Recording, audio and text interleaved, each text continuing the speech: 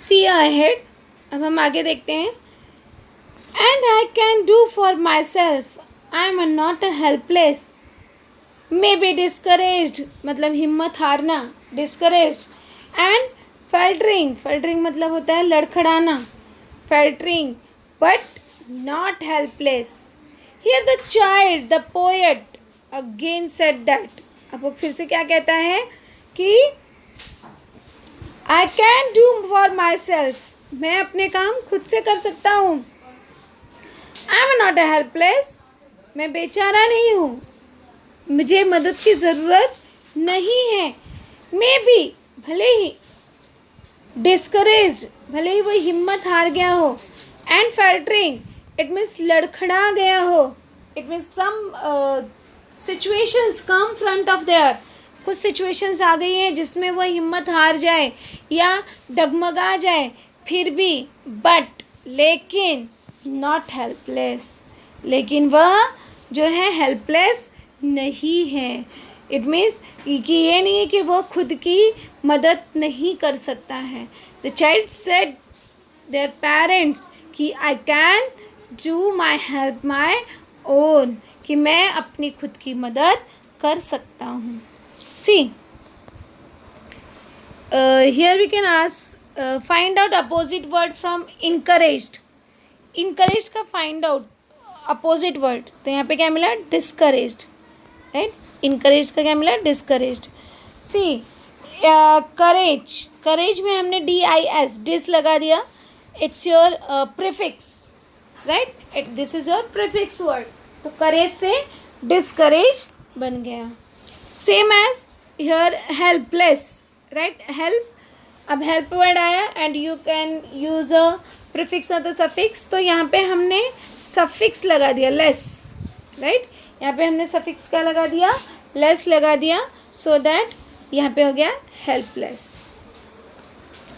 When you do something for me that I can and need to do for myself, he said that कि when you do something for me, जब भी he is again saying to his parents, अपने वो parents को कहता है कि when you do something for me which I can, कि जो मैं करना चाहता हूँ, जब आप कुछ करते हो मेरे लिए, तो I must do myself, you are not helping me at all, कि वो चाहता है कि बच्चा जो है अपने सारे काम को खुद से करे। He did not need any help of their parents, उसे किसी चीज़ के लिए अपने पेरेंट्स की ज़रूरत नहीं है, क्योंकि पेरेंट्स को हमेशा लगता है कि उसका बच्चा तो शायद ये नहीं कर पाएगा, वो नहीं कर पाएगा, ऐसे बहुत सारे एक्सक्यूज़ेस देते हैं। बट लेट देम, उनको छोड़ो, उनको करने दो, because today's need they want to be self confident, वह आत्मविश्वासी बनना चाहते हैं कि उन्हें यह काम आता है और वह उसे अच्छी तरह से कर सकते हैं। So that let them free, इसलिए बच्चों को फ्री छोड़ना चाहिए, उन्हें भी कुछ चीज़ें करने देनी चाहिए। You contribute to my fear and inadequacy, he said that कि you just add more to my exciting fear and lack of confidence, कि आप क्या करते हो, आपका योगदान इतना होता है कि आप सिर्फ डराते हो, बिकॉज पेरेंट्स जो है वो बच्चे को पहले से ही बताते रहते हैं ऐसा होगा, तुम पढ़ाई नहीं करोगे, तुम फेल हो जाओगे, तो पहले से ही उसके मन में जो है बहुत सारे फियर्स डाल देते हैं, फेल हो जाओगे, फेल हो जाओगे, या तुम्हारे परसेंटेज अच्छे नहीं आए तो फिर समझ लेना। What is the meaning of the समझ लेना, right, it's a depend of the capacity of the every child, तो हर बच्चे की कैपेसिटी के ऊपर डिपेंड करता है, तो बेचारा वहाँ से फियर होता है, डरता है। बट अगर कोई नहीं भी करने वाला बच्चा है एंड यू इनकरेज देम कि yes you can do it, तुम इसे कर सकते हो, then the every child get energy from this world, जो बच्चा है वो उसे एनर्जी मिलती है। But if you say you can't do that, तो चाइल्ड नेवर गो अहेड, बच्चा जो है वो कभी भी आगे नहीं बढ़ेगा। So that he said that कि you contribute to fear and inadequacy, inadequacy मतलब अपर्याप्त मात्रा में, तो आप जो है सिर्फ मुझे डराते हो, right? What is the contribution of the parents in the child's life, in the speaker's life?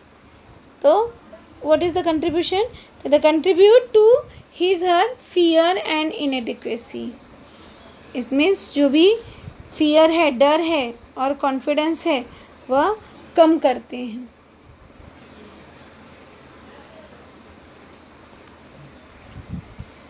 But when you accept as a simple fact that what I feel, no matter how irrational, कितना जो है वह अतार्किक है, rational, irrational. सी यहाँ पे rational में इर लग गया, आई आर प्रीफिक्स, तो यहाँ पे हमने रैशनल से इरेशनल बना दिया. इट मीन्स आई आर जोड़ के हम लोग जो है प्रीफिक्स से न्यू वर्ड बना सकते हैं. He said that but when you accept as a simple fact that I feel what I feel, it means the speaker said that when you just accept that I feel exactly what I feel, कि जो मैं सोच रहा हूँ वो सही सोच रहा हूँ, अगर आपने ऐसा एक्सेप्ट कर लिया then I can save the trouble of making you believe it. He said that कि तब मैं क्या कर सकता हूँ, I can do anything. मैं कुछ भी, कोई भी परेशानी मेरे सामने आए, I can easily solve it. The feelings could be rational, but that is what I feel. Maybe वो जो है, जो सोच रहा हूँ मैं वो तार्किक नहीं है, लेकिन फिर भी मैं क्या कर सकता हूँ, उन सभी परेशानियों का सामना आसानी से कर सकता हूँ. Then I can stop trying to convince you and get about this business. He again said that कि he said that कि once it is the acknowledged I can go ahead, कि जब मैं खुद से आगे जा सकता हूँ and find out what is behind this illogical thoughts, ये जो तार्किक नहीं है, अतार्किक thoughts है, उसकी खोज मैं खुद कर सकता हूँ. And when that is clear, the answer presents themselves clear and easy to understand, then of course I don't need any advice. It means जब मुझे पता चल जाएगा कि I can solve my problem own way, मैं आसानी से solve कर सकता हूँ. On that time I never convince you. मैं कभी भी आपको convince मतलब मनाना, कभी भी मनाऊँगा नहीं, या I don't need any help.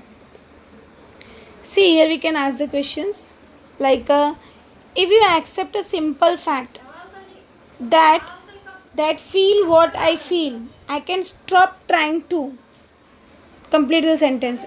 I can stop trying to, तो क्या मिल जाएगा, convince you, and get about this business of understand what behind this irrational feelings. What he said that कि according to the speaker of the poem, irrational feelings make a sense when we understand what is behind them. जो भी irrational, अतार्किक, जो logical नहीं है, उसको कहते हैं irrational thinking. It means ऐसा लगता है कि बच्चे जो हैं वो कुछ भी बिना सोचे समझे करते हैं. नहीं, उनको भी सोचने समझने की क्षमता है. So that he said that कि of understanding what behind this irrational feelings, and when that's clear, the answer are obvious, I don't need advice. Irrational feelings make a sense when we understand what behind them. जो irrational feelings होता है वह हमें sense देता है, समझने की क्षमता देता है कि हम ऐसा क्यों सोच रहे हैं. The speaker said that कि जब मुझे सब कुछ समझ जाऊँगा, in short when I try my self, जब मैं खुद से कोशिश करूँगा और सब कुछ समझ जाऊँगा, तो on that time I don't need advice of any other people, कि मुझे उस समय और किसी की एडवाइस की ज़रूरत नहीं होगी. He is requesting to their parents. See, here we get so many antonyms. It means opposite word. For example, find out one word for the reject. Reject. Find out opposite word of the reject. तो reject का accept. Reject मतलब अस्वीकार करना, accept मतलब स्वीकार करना. Hard. Hard का opposite word simple. यहाँ पे क्या मिला हमको? Simple. Right? अब यहाँ पे देखेंगे understanding. Right? अब इसमें अगर प्रीफिक्स मेक अ प्रीफिक्स और the suffix and make a new word miss MIS. अब हम देखने अगर मिसअंडरस्टैंडिंग लिख दिया तो already we get a opposite word also. Understanding misunderstanding. Rational. अभी यहाँ पे रैशनल अतार्किक. रैशनल तार्किक लॉजिकल. Logical thinking. राइट. तो यहाँ पे आप देख रहे हो IR जो है वह यहाँ पे प्रीफिक्स लगा हुआ है रैशनल में.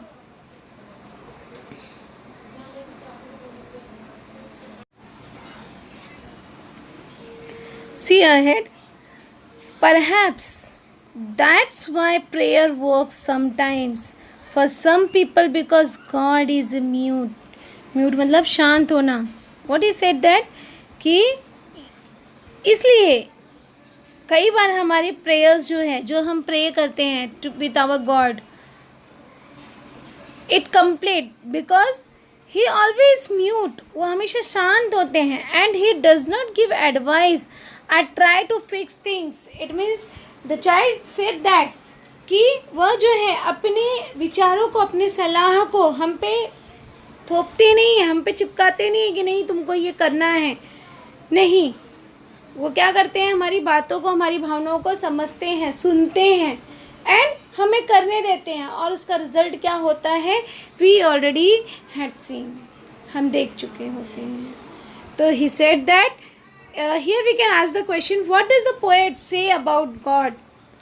यहाँ पे गॉड के बारे में जो पोएट है उन्होंने क्या कहा है. तो the poet said God is a mute. उन्होंने क्या कहा कि गॉड जो है वो म्यूट है.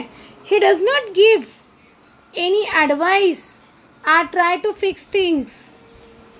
राइट. वो कोई चीज़ों को फिक्स नहीं करते हमारे लिए. God just listen to your prayer, to our prayer and observe how do you work. और देखते हैं कि हम किस तरह से काम करते हैं. तो as like this you can write the answer. God just listen and let you work it out for yourself. So please listen and just hear me. So that again the child is saying their parents, अपने parents से कहता है कि please listen to me and hear me. इसलिए आप क्या करो, आप मुझे समझो, सुनो और सुनने का प्रयास करो.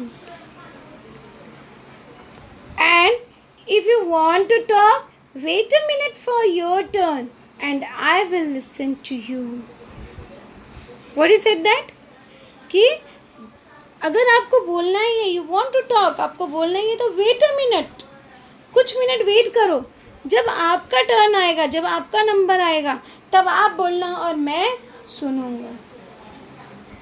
तो यहाँ पे एक हमारा क्वेश्चन बनता है. For example, is the poet willing to listen to others. क्या यहाँ पे पोएट जो है he want to listen to others, वो दूसरों को सुनना चाहता है. अब यहाँ पे देखो, यहाँ से आपको आंसर मिल जाएगा I will listen to you.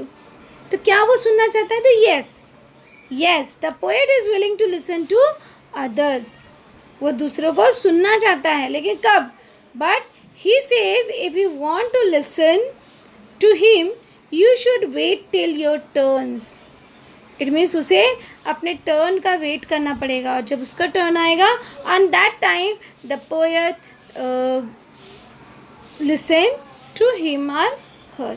उस समय वो उन्हें सुनेगा. अब यहाँ पे complete the sentence type of question पूछा जा सकता है. The poet is aware that blank. The poet is aware that. Complete the sentence. तो aware that god is mute and he does not give advice or try to fix things. So here we can write as like this.